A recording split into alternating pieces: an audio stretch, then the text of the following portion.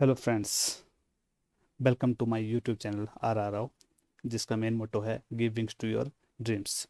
Friends, जैसा कि आप जानते हैं कि Himachal Pradesh public service commission ने इस बार की एचएएस की नोटिफिकेशन निकाल दी है, जिसमें कि एचएएस, एचपीएस, डीएफएससी और स्टेनो रजिस्ट्रार की सीट्स है। तो मेरे बहुत सारे दोस्तों का फ़ोन आता है कि एग्ज़ाम कैसे क्लियर किया जाए, उसकी स्ट्रेटजी बताओ, क्या बुक्स पढ़नी है, कैसे पढ़ना है और कितने घंटे पढ़ना है, ताकि आपका जो है H S preliminary exam clear हो जाए। फ्रेंड्स, आप मेरे बारे में जानते हैं, मेरा नाम रंगीलू राम राव है। मैं 7 बार एच एस का इंटरव्यू दे चुका हूँ। मैंने यूपीएससी का एग्ज़ाम क्लियर किया है। मैं प्रेजेंटली जो है हिमाचल प्रदेश विश्वविद्यालय से पीएचडी परस्यू कर रहा हूँ इन पब्लिक एडमिनिस्ट्रेशन, और करंटली एज ए इंस्पेक्टर भी काम कर रहा हूँ। फ्रेंड्स, आप जानते हैं कि एच एच एस का एग्ज़ाम जो है वो 3 स्टेजेस में कंडक्ट करवाया जाता है: प्रिलिमिनरी, मेंस और इंटरव्यू।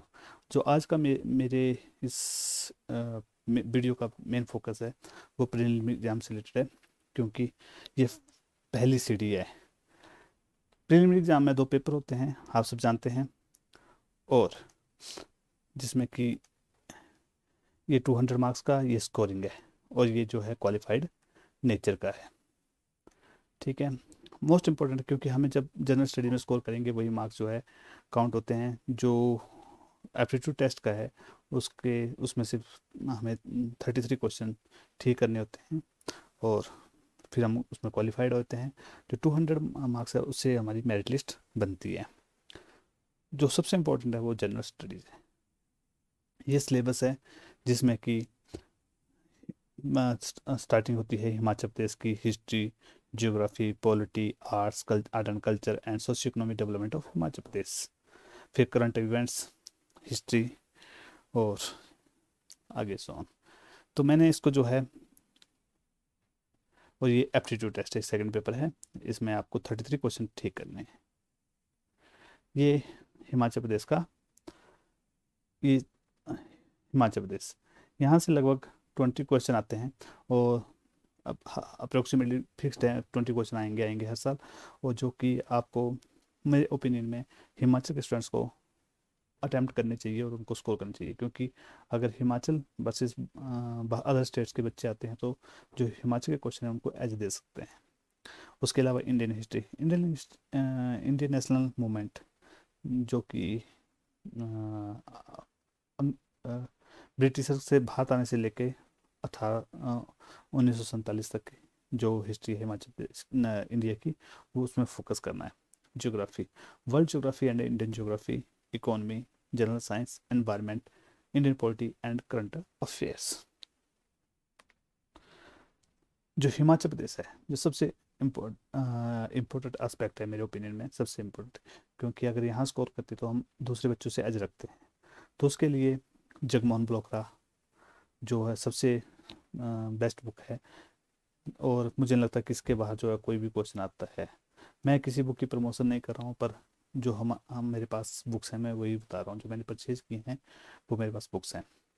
हिमाचल दर्पण, हिंदी इंग्लिश दोनों की, जोगटा अकेडमी की बुक, जोगटा अकेडमी ने क्रक्स निकाला है जगमोहन ब्लोकरा का।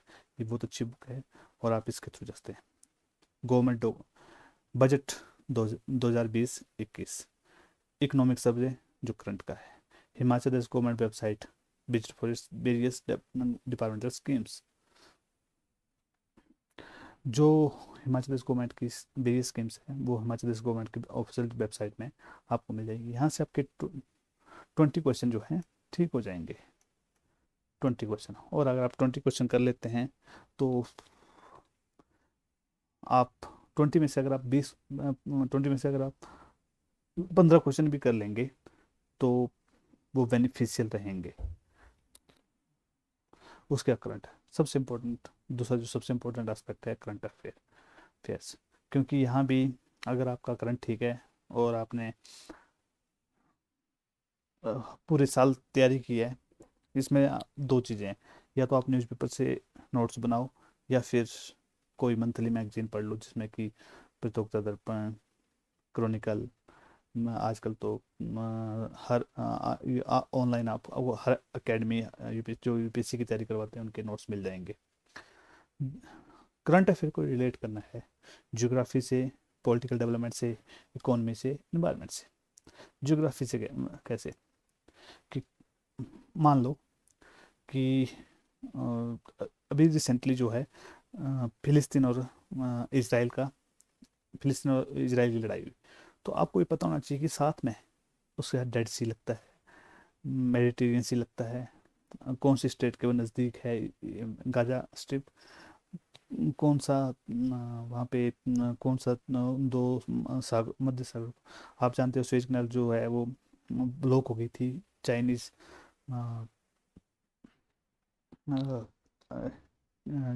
चाइनीज जहाज की तरह। तो आपको पता होना चाहिए कि स्वेज कैनाल किन दो सागरों को जोड़ती है, इसकी डेवलपमेंट कब हुई। तो आपको करंट और प्रेजेंट कर रहा है पॉलिटिकल डेवलपमेंट में, कौन से देश का,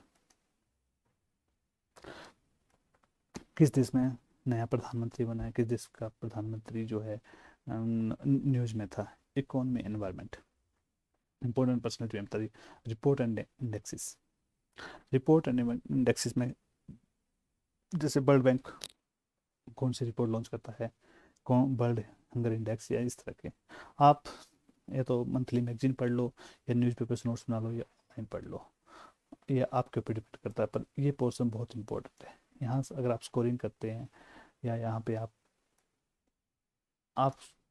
यहाँ का जो स्कोर है वो काम आएगा।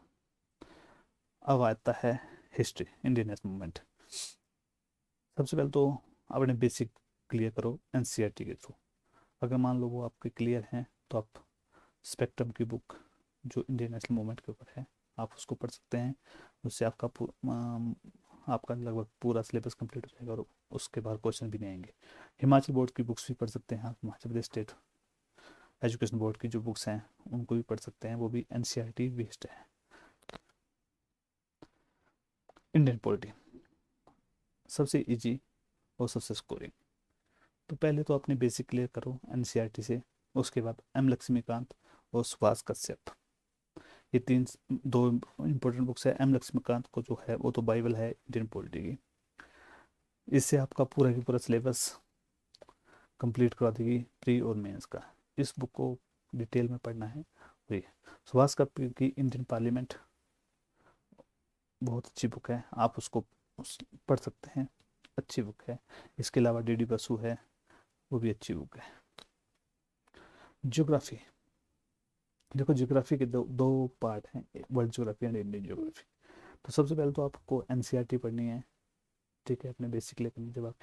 जब आपके बेसिक क्लियर हो जाएंगे उसके बाद आपने, आपके ऊपर डिपेंड करता है कि आपने कौन सी बुक्स आपको अच्छी लगती है। वो किस तरह, जिसमें एक महेश परमाल, माजिद हुसैन या कोई और बुक जो आपको पढ़ना चाहते हैं, बुक आप कोई भी पढ़ो पर आपके बुक ऑथेंटिक होनी चाहिए और बाद में आपको ये ना लगे कि मैंने यहाँ पढ़ा था और नहीं आया। उसके अलावा सबसे इम्पोर्टेंट जो है वो एटलस है। एटलस स्टडी करना मोस्ट इम्पोर्टेंट पार्ट है प्रीलिमिनरी की तैयारी करने का। एनवायरमेंटल इकोलॉजी, वैसे तो एनवायरमेंटल इकोलॉजी जो है ज्योग्राफी का भी पार्ट है और जनरल साइंस का भी पार्ट है जिसमें बायोलॉजी आती है। बट सब लोगों ने एनवायरमेंटल इकोलॉजी को एज ए सेपरेट टॉपिक बना दिया है। तो सबसे पहले तो आप ये करें कि ज्योग्राफी को, एनवायरमेंट एंड इकोलॉजी को ज्योग्राफी से रिलेट करो, जनरल साइंस से रिलेट करो, करंट से रिलेट करो। ज्योग्राफी से रिलेट करने का मतलब है कि आपको पता होना चाहिए कि कौन सी जगह वोल्केनो आ रहे हैं, वोल्केनो का क्या इम्पैक्ट है क्लाइमेट चेंज के ऊपर, कौन सी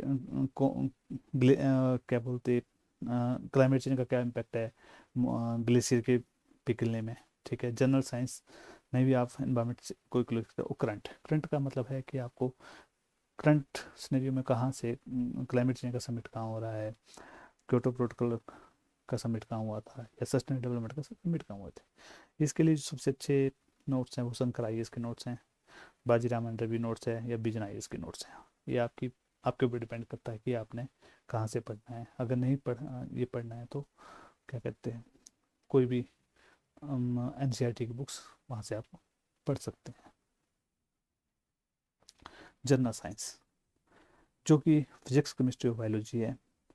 और जनरल साइंस वैसे तो क्या कहते हैं, आपको ज़्यादा डीप में नहीं जाना क्योंकि अगर ये है अपने आप में बहुत वास्ट है। पर कोई भी जनरल नॉलेज की बुक्स ल्यूस एंड आर्यन से आप जनरल साइंस कंप्लीट कर सकते हैं।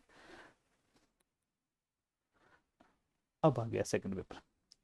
सेकंड पेपर में आप क्वालिफाइंग इन नेचर है, जिसमें इंग्लिश, रीजनिंग, मैथ कम्प्रिहेंशन।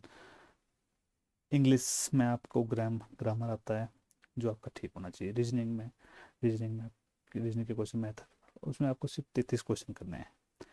अगर आपके 33 क्वेश्चन ठीक हो जाते हैं, ठीक है, अटैम्प्ट ज़्यादा करना, लगभग 60 के करीब करीब अटैम्प्ट करना, क्वेश्चन प्रैक्टिस भी करना, क्योंकि बहुत सारे लोग जो हैं एप्टीट्यूड क्वालिफाई नहीं कर पाते। किसी साल अगर टफ आ गया पेपर तो क्वालिफाई नहीं कर पाते, जिससे क्या होता है कि उनका सिलेक्शन नहीं हो पाता।